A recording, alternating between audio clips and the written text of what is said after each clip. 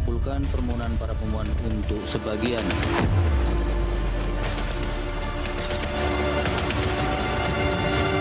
Karena kan dengan ruang ini maka paslon atau calon-calon yang kemarin barangkali potensial diminati oleh masyarakat karena nggak dapat tiket, dia batal melaju. Tapi dengan kesempatan yang sekarang syaratnya menjadi lebih rendah thresholdnya, maka jadi saja ada partai yang kemudian berminat untuk mengusung si paslon tersebut. Dari perspektif politik pasti akan merubah konstelasi politik. Tapi persoalannya apakah dalam 7 hari yang sisa ini akan baik atau tidak gitu.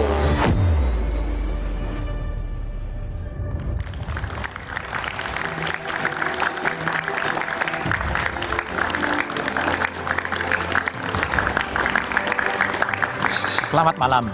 Angin segar demokrasi muncul dari Mahkamah Konstitusi. Institusi yang dianggap sebagai penjaga konstitusi ini mengubah ambang batas pencalonan kepala daerah, syarat pencalonan kepala daerah, parpol ataupun gabungan parpol tak lagi harus mengantongi 25% suara atau 20% kursi DPRD. Merujuk putusan ini, parpol atau gabungan parpol bisa mengajukan calon meski tak memiliki kursi. Selain itu, Mahkamah Konstitusi juga mengembalikan syarat usia bagi pencalonan kepala daerah. Syarat usia minimum harus dihitung sejak ditetapkan, bukan saat pelantikan. Namun putusan ini diabaikan Badan Legislatif DPR. Mereka lebih memilih menggunakan putusan Mahkamah Agung dibandingkan putusan Mahkamah Konstitusi. Akankah putusan MK soal ambang batas pencalonan kepala daerah juga akan mengalami nasib yang sama? Inilah Satu Meja The Forum, ambang batas pilkada diubah, siapa jadi gerah?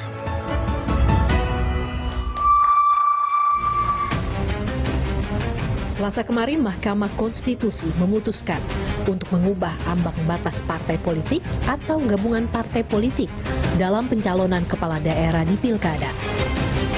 Pengusungan calon di pilkada kini menyetarakan dengan besaran presentasi persyaratan calon perseorangan, yakni berbasis jumlah penduduk. Untuk mengusulkan calon gubernur dan calon wakil gubernur, provinsi dengan jumlah penduduk yang termuat pada daftar pemilih tetap sampai dengan 2 juta jiwa, partai politik atau gabungan partai politik peserta pemilu harus memperoleh suara sah paling sedikit 10% di provinsi tersebut. Provinsi dengan jumlah penduduk yang termuat pada daftar pemilih tetap lebih dari 6 juta jiwa sampai dengan 12 juta jiwa, partai politik atau gabungan partai politik peserta pemilu harus memperoleh suara sah paling sedikit 7,5% di provinsi tersebut. Putusan MK akan mempengaruhi pencalonan kepala daerah. Pilkada Jakarta misalnya, kini hanya membutuhkan 7,5% suara hasil pemilihan legislatif sebelumnya. Maka, dengan komposisi yang ada saat ini, di mana setidaknya ada 2 paslon, yakni R.K. Suswono yang diusung Kim Plus dan paslon independen Darmakun. Maka peluang PDI Perjuangan untuk mengajukan calonnya tanpa koalisi parpol sangat mungkin terjadi. Nah, kita bersyukur hari ini dapat kado dari Mahkamah Konstitusi. Setelah dulu dibajak menjadi Mahkamah Keluarga, hari ini kembali pada kewarasan. Pakar Hukum Tata Negara Bivitri Susanti menyebut putusan MK terkait ambang batas pilkada bisa langsung berlaku. Bivitri pun mengapresiasi putusan MK yang dinilai bisa memberi dampak positif terhadap demokrasi Indonesia. Karena tinggi sekali persyaratan ambang batas pencalonannya, yaitu 20% kursi atau 25% akumulasi suara.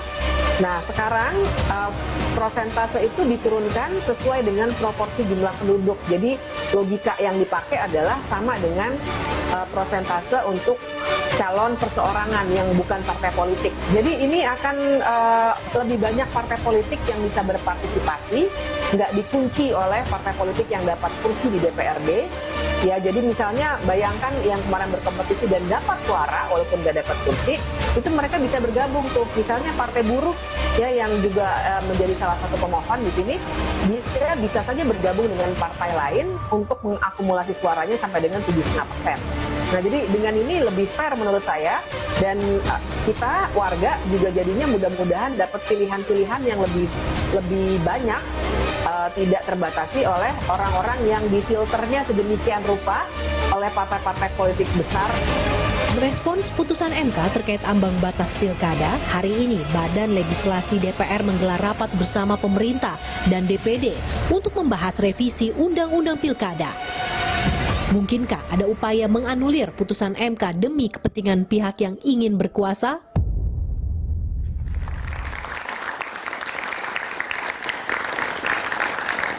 Ambang batas pilkada diubah, siapa jadi gerah, itulah tema Satu Meja The Forum malam ini. Telah hadir di studio Titi Anggraini, praktisi pemilu. Malam, Mas Titi, Mbak Titi. Kemudian ada Ketua DPP Partai Gerindra, Hendarsam Marantoko. Malam, Mas Hendarsam. Said Iqbal Assegaf, Presiden Partai Buruh. Malam, Bang Said. Ada Marwarar Sihaan, Hakim MK 2003-2008. Dan Bivitri Susanti, pakar hukum tata negara. Kami juga telah mengundang dari perwakilan dari PDI Perjuangan dan Badan Legislatif DPR, tapi sampai sekarang belum ada yang bisa hadir. Oke, saya mulai dari Pak Said dulu. Ini putusan Mahkamah Konstitusi karena gugatan uji materi dari Partai Buruh. Iya, betul. Bersama dengan Partai Gelora. Partai Gelora ikut? Ya tadinya nggak mau, kita ajak aja. Oh, diajak ceritanya? Iya. Oke, itu yang ngajuin siapa? Anies Mata dan Mahfud Siddiq? Iya, otomatis Ketua Umum dan Sekretaris Umum Partai Gelora. Oke, itu nggak janggal ya? Tiba-tiba Partai Gelora yang berada dalam Kimplas ikut dalam mengajukan uji materi sebetulnya? Ini kan sekitar bulan Mei ya, 20 Mei. Kita mengajukan gugatan ini karena kegelisahan Partai Buruh. Sebenarnya Partai Buruh awalnya, cuma kan kalau sendiri partai non-parlemen juga mempunyai kepentingan yang sama kan, bahwa bagi kami demokrasi itu dibajak oleh partai-partai politik yang merasa punya kursi dengan berdalih ada ambang batas yang tinggi. Terus buat apa kalau begitu partai politik ikut kontestasi tapi nggak bisa mengajukan orang yang dipilih dari kader partainya, atau ada orang baik yang kita menginginkan, atau setidak-tidaknya dari survei kalau kita masih percaya dia adalah mempunyai nilai yang tinggi dari masyarakat di daerah itu untuk maju. Ini kan dibajak. Nah, yang kedua, kita berpikir loh, si calon-calon pilkada perseorangan aja syaratnya boleh kok ngumpulin KTP, nggak ikut pemilu. Ini partai politik yang ikut pemilu kok dipersulit dengan syarat 20% kursi atau 25% dari suara. Unfair dong. Nah, maka kami satu cara kan menggugat ke Mahkamah Konstitusi. Jadi dasarnya adalah bukan tentang Anies, tentang siapa. Dasar tentang demokrasi yang dibajak. Demokrasi yang tidak berkeadilan.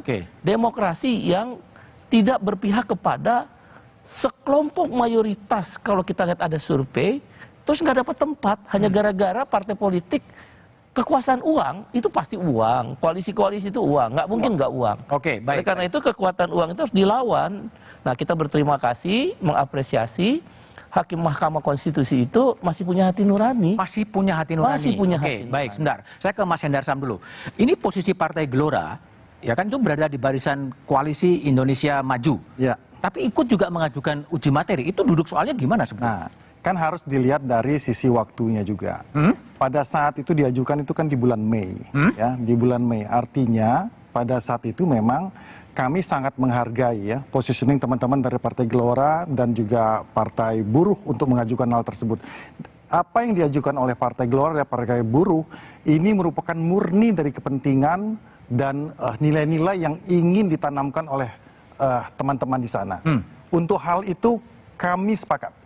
Kami sepakat. Nah, kita harus dudukan dulu esensinya bahwa gugatan ini atau permohonan ini diajukan adalah untuk kepentingan pilkada, kader-kader ya dan suara-suara dari Partai Buruh dan Partai Gelora yang non parlemen ini supaya bisa diakomodir. Kemudian itu kan diakomodir kan dalam putusan MK nomor 30.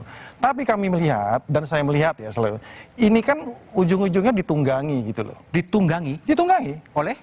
Ya oleh MK itu sendiri. MK menunggangi siapa? Nah, saya akan lihat. Harus dilihat dulu dari permohonan yang diajukan oleh Partai Gelora dan Partai Buruh.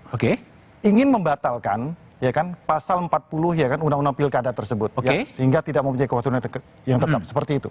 Sebatas itu. Yang harus diingat bahwa MK adalah sebagai negatif legislator. Negatif legislator. Yes. Oke. Ya seperti itu. Tapi ternyata tidak. MK melakukan suatu hal yang sifatnya ultra petita. Oke. Ya, melampaui apa yang diminta oleh dari Partai Buruh dan Partai Gelora. Oke. Ya kan? Nyenggol ke masalah partai-partai yang ada di parlemen. Ya. Dua ambang batas 20% dan 25% di grade sampai dengan 7%, nyenggolnya ke situ. Ini saya pakai bahasa yang gampang-gampang aja. Nah, ini yang menjadi tanda tanya kita. Itu yang kedua. Yang ketiga, ini yang dilakukan pada saat-saat menjelang injury time. Injury time. Injury time menjelang pendaftaran dan lain sebagainya, kan seperti itu. Ini yang sebenarnya kita lihat. Pertanyaan yang harusnya sebenarnya ini kita pertanyakan kepada MK itu sendiri. Nah, jangan juga lupa, ya kan? Dalam pertimbangannya MK itu sendiri sudah bilang, ini saya kutip ya. Pertimbangan MK itu, ya kan, salah satunya itu supaya tidak terjadi calon tunggal, ya, supaya nggak ada calon tunggal dalam pemilu 2024 itu. Masalahnya apa urusan MK untuk mencampuri proses demokrasi calon tunggal dan tidak calon tunggal? Ini norma ya. Itu yang disebutkan ditunggangi tadi ya? Ditunggangi tadi, ditambahkan itu di situ. Apa urusannya? Karena itu bukan urusan MK untuk mencampuri, karena undang-undang itu sudah jelas. Undang-undang itu sudah jelas bahwa mau ada kota kosong, mau atau tidak, di pemilu-pemilu sebelumnya sudah ada kok. Dan boleh juga? Dan boleh juga. Semalam ini diam-diam aja. Tidak ada masalah tentang masalah. Oke, baik. Bibip, MK menunggangi gugatan dari Said dan Gelora? Ya, kalau menunggangi kan berarti kita mesti bicara motif ya. Dan saya kira MK tidak punya motif di sini. Kalau dikatakan, maksudnya motif adalah misalnya ketika ada hakim MK yang mau bertarung dalam pilkada, kan nggak mungkin juga. Kalau menunggangi kan artinya ada motif kan, Mas. Nah, kalau pertanyaannya apa urusannya MK? Jangan lupa MK itu tugas konstitusionalnya menurut Undang-Undang Dasar 1945 memang meluruskan apa yang seharusnya diatur dalam undang-undang agar sesuai dengan konstitusi. Konstitusi kita mengandung gagasan demokrasi, mengandung gagasan negara hukum. Nah, jadi jelas menurut saya itu urusan MK untuk membuat demokrasi kita sehat, untuk membuat nyatanya memang kota-kota kosong itu kan kita juga nggak bisa melihatnya hanya sebagai prosedur tiba-tiba terjadi di ruang hampa. Kita paham betul walaupun belum pernah ada perkara pidananya bahwa yang namanya kota-kota kosong itu juga kecenderungannya adalah disepakati oleh partai-partai besar karena dibuatkan ambang batas pencalonan yang demikian mengikat, menyusahkan orang untuk masuk barrier to entry, menyusahkan orang untuk ikut masuk dalam kompetisi. Nah, ini yang mau dibongkar dan buat saya kepentingannya kepentingan konstitusional. Memang kan MK itu the guardian of the constitution. Bukan sekedar sekedar memperbaiki norma-norma begitu ya, tapi dasarnya itu harus jelas dan buat saya kepentingannya juga sangat bisa dijustifikasi. Oke, baik. Mbak Titi Anggreni, MK kemarin memutuskan posisinya begitu, hari ini balik kemudian bersidang, rapat dan kemudian seakan-akan tidak mengindahkan putusan MK itu. Apa yang Anda baca dari itu? Bukan seakan-akan ya Mas Budiman, tapi sangat terang-benderang tidak mengindahkan putusan Mahkamah Konstitusi. Jadi sebagai ilustrasi ada kepentingan partisan yang sangat kuat dan dominan. Putusan pada tanggal 20 Agustus bukan hanya soal usia dan threshold atau ambang batas perolehan suara untuk mencalonkan, tapi juga ada putusan pilkada lain yang berdampak pada undang-undang pilkada, yaitu dicabutnya larangan kampanye di perguruan tinggi. Mengapa tidak ada pembicaraan soal itu di dalam rapat balik yang kita saksikan? Karena memang orientasinya jelas, ada kepentingan yang terganggu dan itu kepentingan mayoritas dari partai-partai yang ada di parlemen, sehingga putusan yang mestinya kalau memang serius untuk mengakomodir putusan Mahkamah Konstitusi kan diambil semua.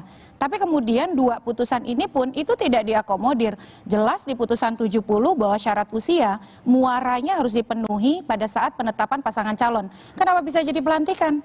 Yang kedua soal ambang batas perolehan suara partai politik atau gabungan partai politik. Tidak dibedakan parlemen atau non-parlemen. Untuk mendaftarkan calon, itu kemudian dipreteli diamputasi hanya untuk partai politik yang tidak punya kursi di DPRD. Sekarang kita pakai logika saja.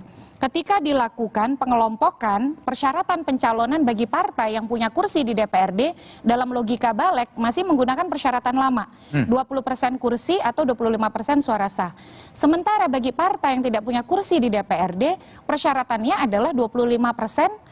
Persyaratannya adalah persentase seperti calon perseorangan, 6,5 sampai 10%.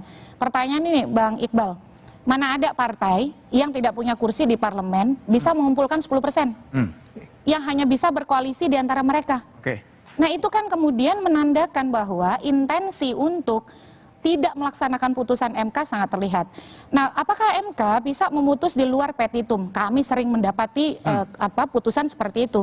Karena di setiap kita menulis petitum ada pernyataan, jika mahkamah memutuskan lain, mohon putusan yang seadil-adilnya. Keadilan. Ex aequo et bono. Itu yang pertama. Yang kedua, partai parlemen pernah merasakan putusan yang ultra petita dan itu diimplementasikan dengan senang hati. Contohnya apa? Soal syarat usia.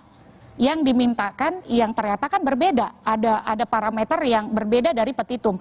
Yang kedua soal verifikasi partai politik. Partai Garuda mintanya apa, putusan MK apa? Kata MK partai politik yang punya kursi di DPR tidak perlu diverifikasi faktual.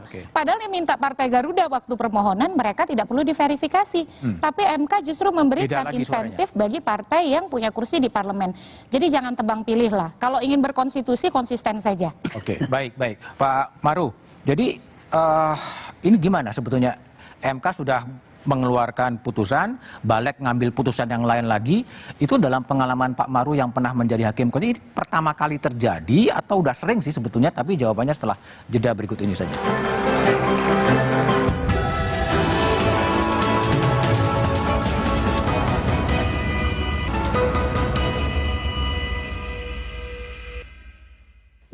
Terima kasih. Setuju ya, merujuk kepada Mahkamah Agung ya. Lanjut. Pimpinan ini setuju atas apa ini pimpinan? Yang pilihan MK, Mahkamah Agung putusan kan ada 2 putusan pengadilan. Fraksi PD sudah kita kasih kesempatan ngomong. Fraksi yang lain kan juga punya kesempatan untuk ngomong, punya hak yang sama. Oke, terus yang diputuskan apa? Merujuk kepada putusan Mahkamah Agung. Mayoritas. Sudah dihitung per fraksi pimpinan. Siapa yang setuju, siapa yang tidak setuju? Sudah kelihatan dari tadi itu. Itulah perdebatan di rapat balik tadi antara pimpinan dan Putra Nababan. Pak Maru, ini tadi kalau lihat argumen tadi ya, yang dirujuk tuh putusan Mahkamah Agung, putusan Mahkamah Konstitusi gitu loh. Yang menguji materi MK, yang dirujuk MA. Ya, jadi sebelum ke sana ini saya kira saya komentari dulu bahwa MK itu menunggangi para gimana menunggangi lah? Agaknya sepertinya tak lumrah di seluruh dunia MK menunggangi siapa-siapa.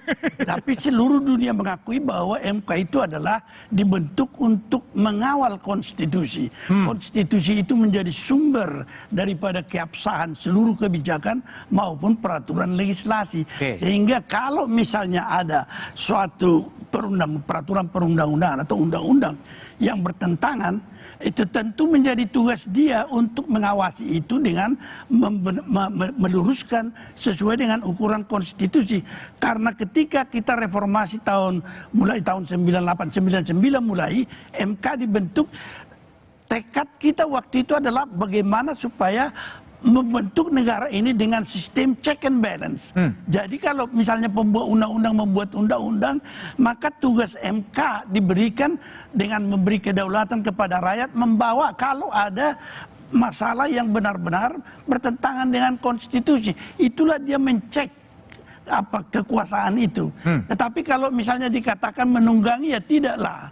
Oleh karena itu kalau misalnya seperti tadi ada yang tidak mematuhi, saya kira di banyak negara itu terjadi juga.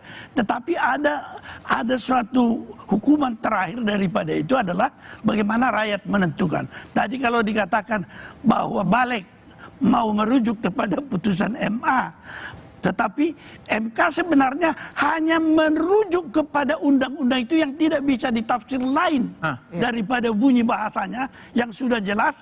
Jadi dia mengatakan jangan seperti MA itu menafsir-nafsir lagi. Padahal kalau itu dituruti putusan Mahkamah Agung, itu bukan lagi mengenai calon, tetapi pasangan terpilih.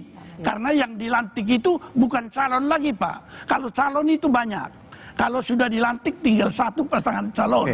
Jadi itu paradigmanya sudah berbeda. Itu oleh karena itu kalau itu terjadi seperti yang dikatakan di balik, ya harus diingatkanlah, diluruskan bahwa memang kita memiliki kepentingan-kepentingan, tetapi dikawal oleh konstitusi. Kalau itu keliru, luruskan.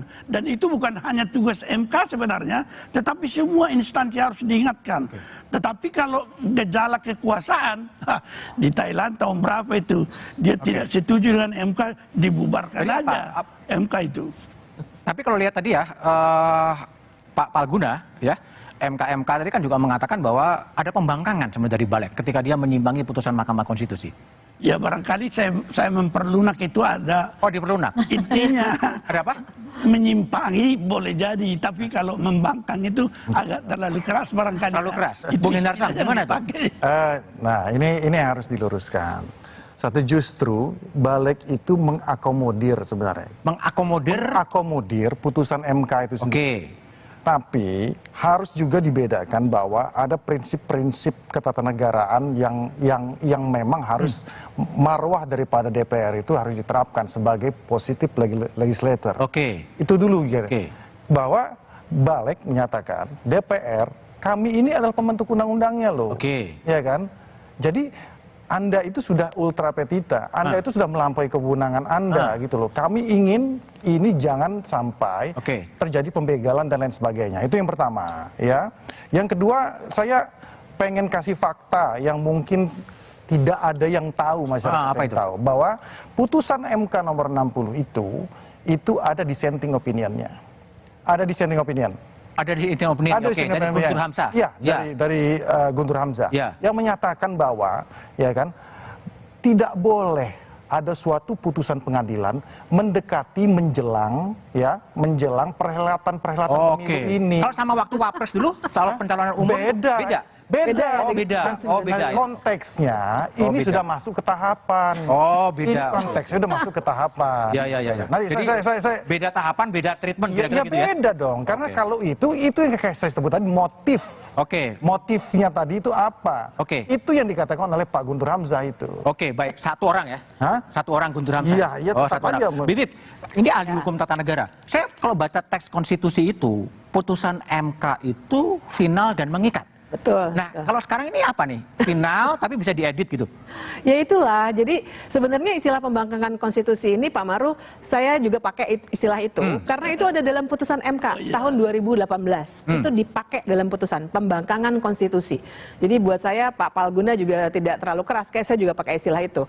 Nah, jadi kenapa pembangkangan konstitusi? Karena persis yang Mas Budiman bilang, harusnya putusan MK itu begitu dia dibacakan dan tidak ada ketentuan lain dalam putusan itu sendiri, maka dia langsung berlaku. Tidak boleh ditafsirkan secara berbeda, apalagi diputarbalikkan.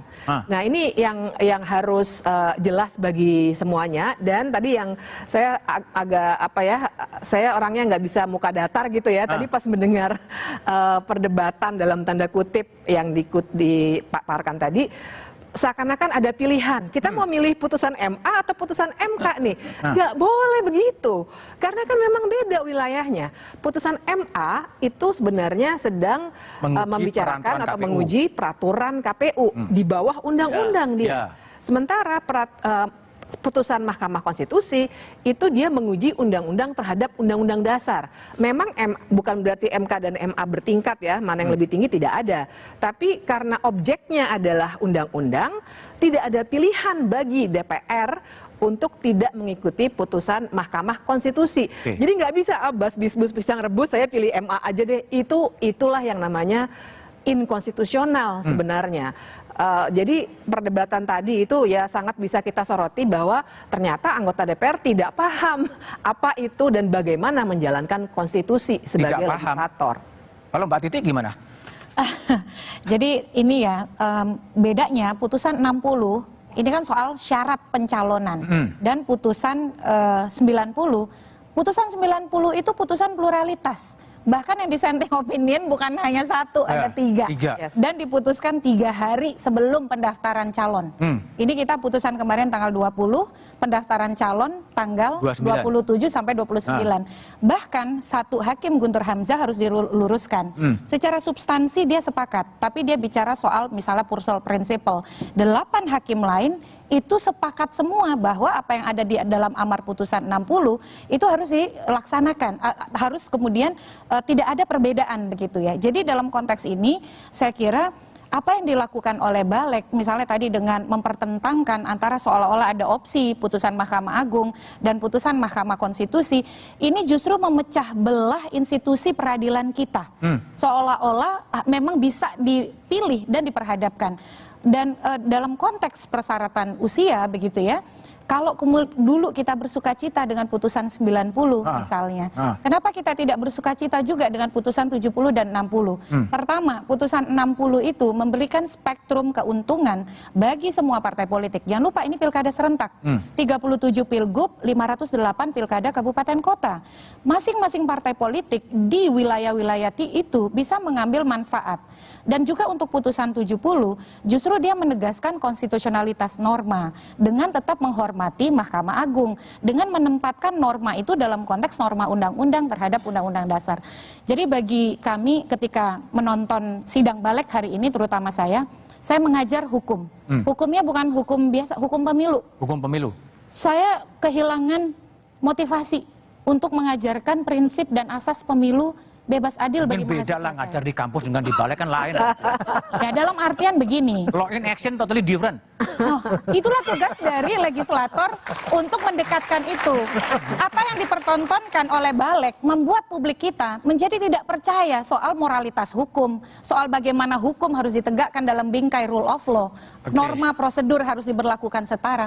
Karena apa? Karena logika hukum legislator kita ternyata tidak menjangkau logika hukum yang dipahami oleh konstitusi, oleh publik, dan juga oleh para negarawan yang ada di Mahkamah Konstitusi. Jadi kalau saya bilang sih ini bukan lagi pembangkangan konstitusi, tapi ini pembegalan konstitusi. Pembegalan konstitusi, wah, luar biasa ini. Oke, Bung Said, jadi setelah Balik kemudian tadi ya, kalau bahasa jurnalistik mungkin mengedit putusan Mahkamah Konstitusi sesuai dengan tafsir dia. Ini bagi Anda ini sesuatu yang menguntungkan, merugikan, atau disclaimer putusan Balik tadi akan disahkan besok di paripurna, tapi jawabannya setelah jeda berikut ini aja.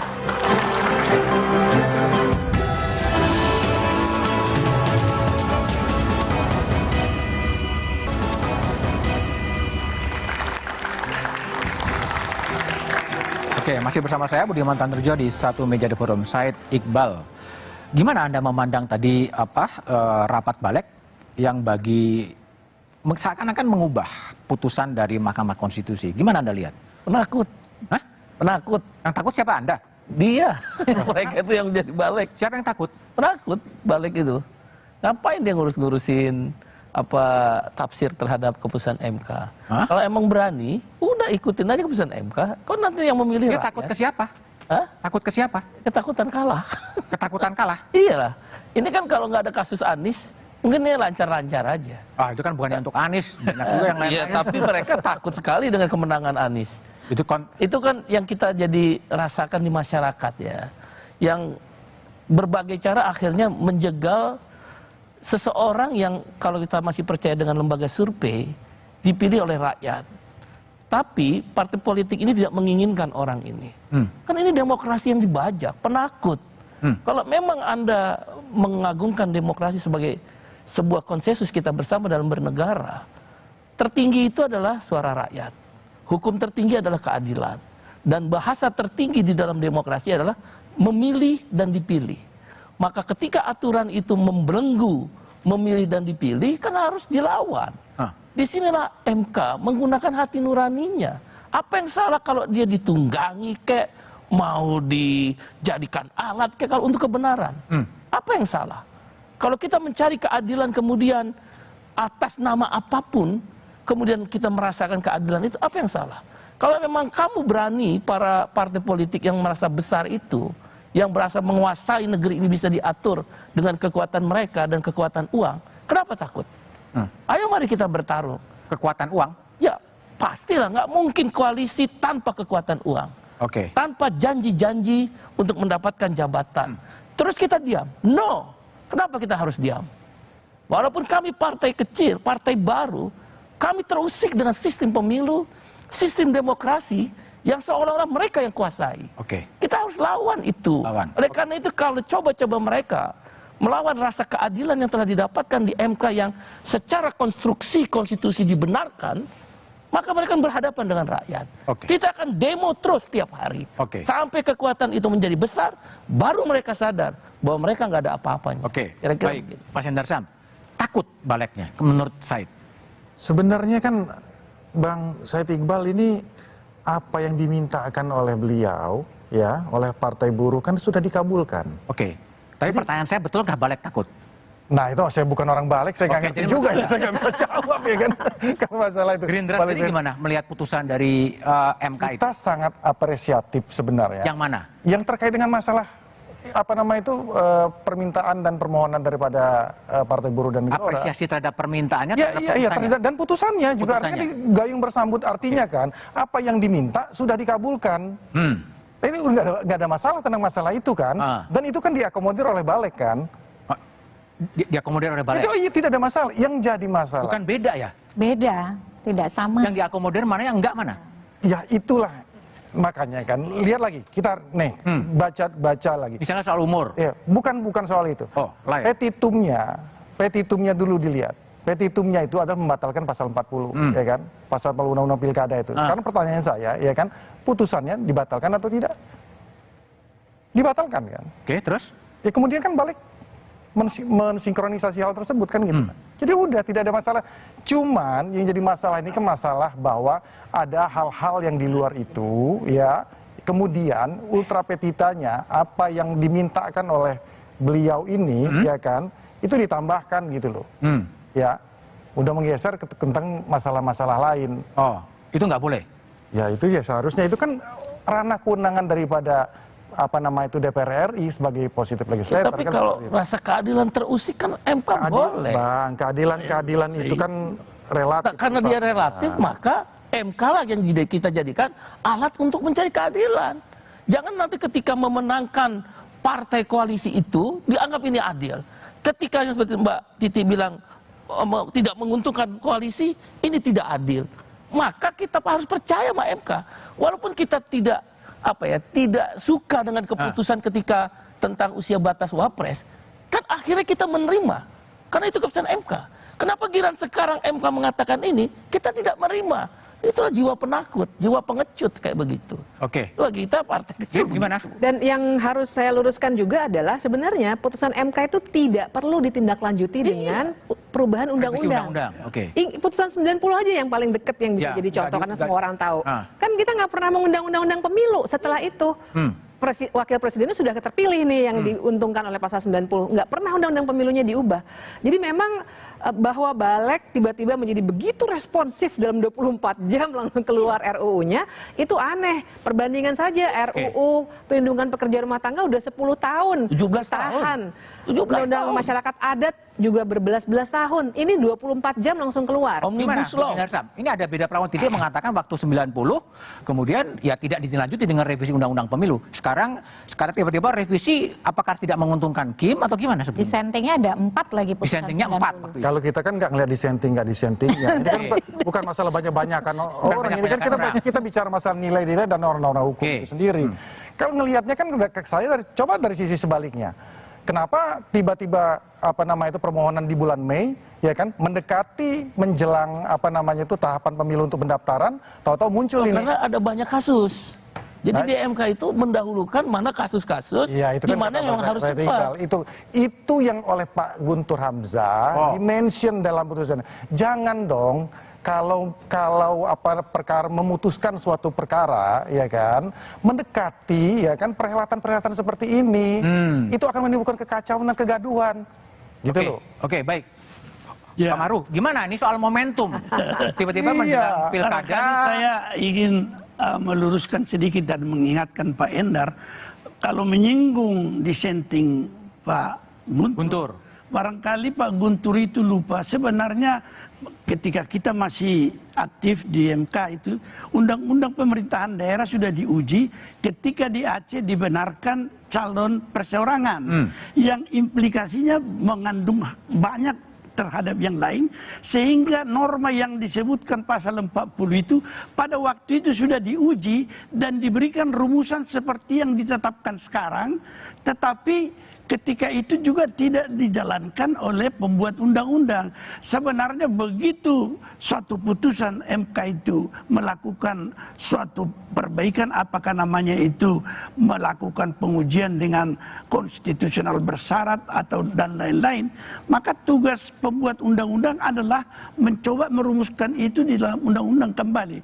Tetapi justru apa yang diundangkan dalam pasal 40 itu adalah undang-undang yang lama yang sama, dan itu yang seharusnya tidak boleh. Jadi kalau Guntur disinggung, dissentingnya tidak boleh dekat dengan pemilu, justru itu sudah beberapa puluh tahun yang lalu itu diputus MK, tetapi pembuat undang-undang tidak menindaklanjuti. Oleh karena itu di dalam hal ini bukan satu hal yang baru, tetapi hal yang mengingatkan kepada putusan. Saya lupa nomornya, tapi disebutkan jelas dalam putusan MK. Ini bukan soal menguji yang baru, tetapi apa yang diuji oleh MK dulu tidak dilaksanakan pembuat undang-undang. Tugas MK itu adalah menguji norma. Meskipun undang-undang berubah, kalau norma itu yang sudah mengandung nilai-nilai norma di situ, dia diukur kepada konstitusi dianggap tidak sah, itu tentu harus dirubah. Saya kira inilah menjadi pedoman kita semua. Kalau misalnya kita semua tidak tunduk kepada konstitusi sebagai the supreme law of the land yang tertinggi, maka itu menjadi persoalan siapa yang memimpin negara ini. Siapa yang harusnya negara? Yang memimpin kita adalah konstitusi itu sendiri. Oke, Mbak Titi. Terus kalau dalam posisi tadi Prof. Maru kan mengatakan kalau kita tidak tunduk pada konstitusi, lalu apa dampaknya, kita mau tunduk pada siapa lagi gitu loh. Nah itu yang jadi pertanyaan, tapi jawabannya setelah jeda berikut ini.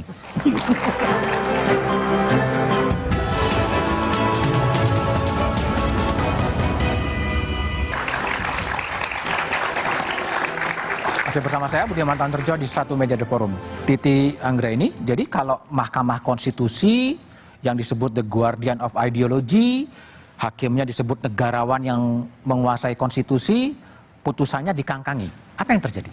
Yang paling buruk adalah terjadi pembangkangan publik atau kemudian perlawanan yang dilakukan oleh massa untuk menunjukkan ketidakpuasannya pada apa yang menjadi keputusan para elit.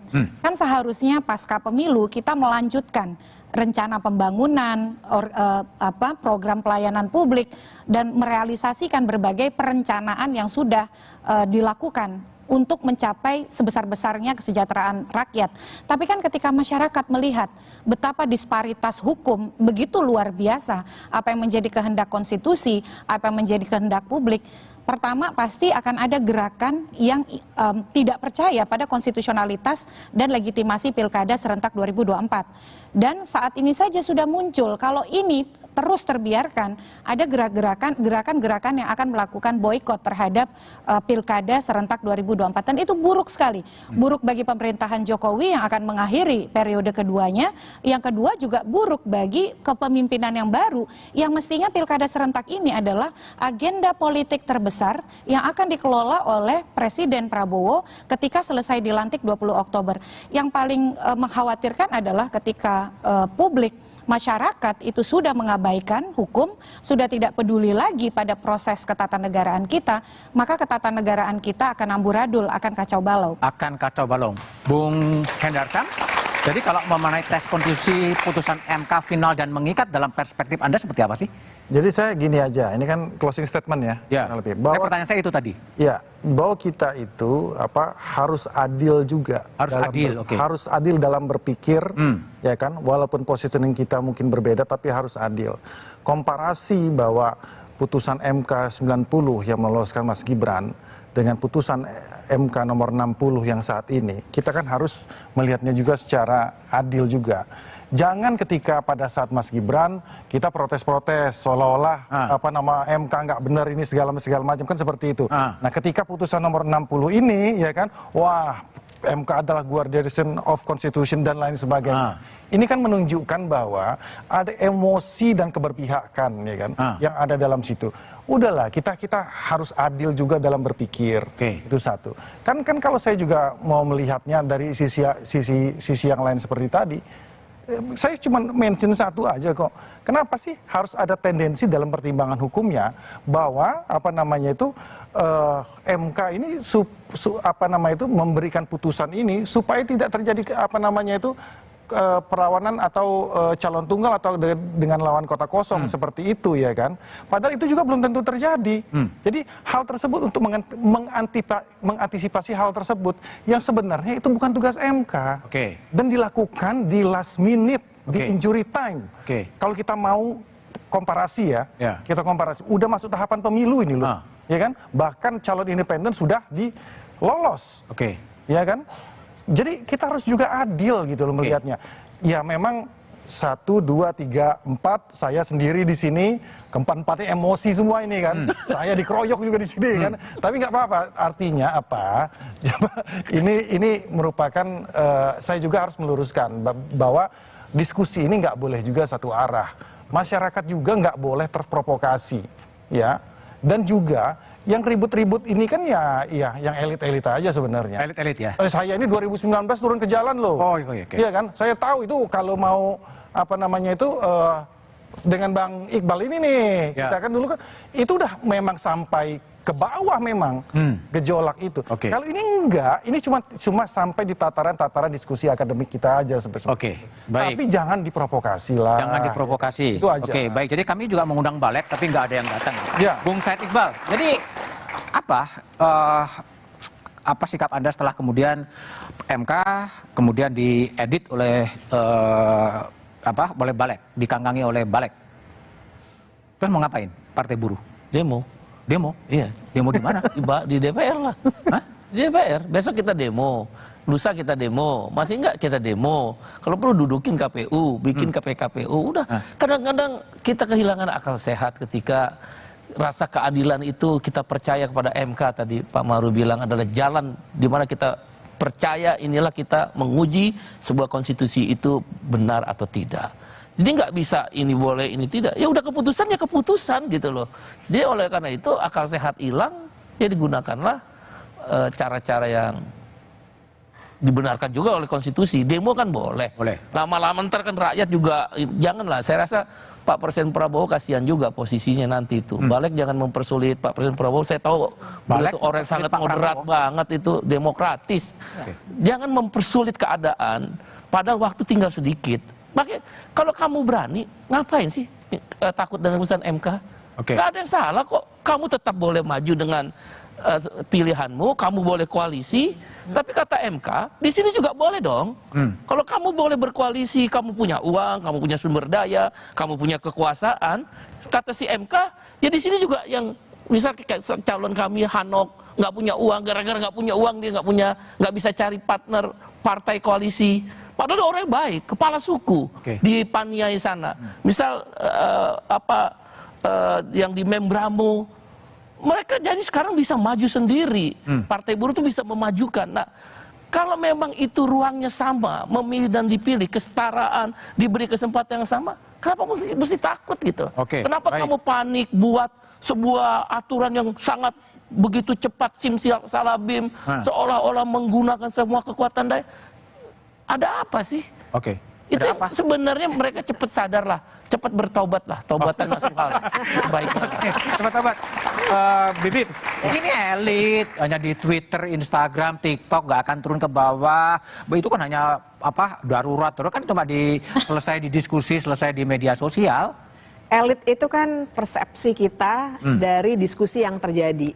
Tapi sebenarnya percayalah warga itu merasakan loh. bahwa ini ada yang salah. Jadi kita itu dalam melihat hukum tata negara, melihat ilmu politik, melihat kekuasaan, ukurannya harus warga ini dapat apa, haknya dipenuhi atau tidak. Nah, jadi putusan MK ini kalau kita ukur dari apakah warga bisa dipenuhi dengan lebih baik hak-haknya, progresif. Itu. Jadi apakah percakapan yakin akan terjadi perlawanan yang lebih masif kalau besok paripurna DPR kemudian betul-betul ya udah MK ya? Iya, bisa terjadi krisis konstitusional menurut saya. Krisis konstitusional. Ini krisis konstitusi loh, karena ini kita serba mentok ya. Kita, saya sendiri nih ya sebagai orang hukum itu merasa kesulitan karena semua yang dibolak-balik yang digunakan untuk melegitimasi kekuasaan adalah produk hukum, persis seperti yang sekarang ini tengah dilakukan. Jadi gini, kita boleh tidak setuju dengan putusan MK, nggak kurang saya kritik Pak Maru berapa kali, tapi caranya bukan dengan DPR membalikannya kembali. Silakan kalau nggak setuju, kritik secara akademik dan ajukan lagi permohonan. Mau dikoreksi, MK akan mengoreksi sendiri, tapi tidak boleh dikoreksi oleh lembaga legislatif. Nah, ini yang salah sekali dan yang bikin muncul kemarahan sebenarnya adalah kita ini ya boleh disebut elit boleh, tapi kan intinya kami ini yang nggak punya kekuasaan. Yang di DPR sana yang punya kekuasaan, yang punya palu. Nah, kami itu dianggap seperti bodoh semua begitu loh.